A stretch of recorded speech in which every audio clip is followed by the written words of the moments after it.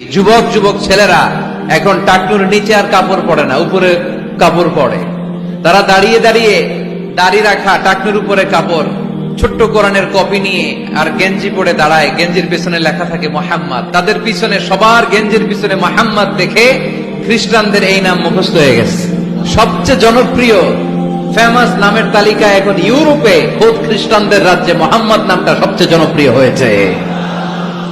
গেঞ্জির পিছনে মোহাম্মদ নাম দেখে তাদের কৌতূহল। ঘটনা কি? এই ছেলেরা ভালো ভালো কাজ করে, রাস্তায় ময়লা থাকে, ময়লা ক্লিন করে, কিন্তু কারোর সাথে কথাবার্তা বলে না। গেঞ্জির পিছনে লেখা মোহাম্মদ। তারা বাড়িতে যে গুগল সার্চ ইঞ্জিনে লেখে যে দেখি তো এটা কি।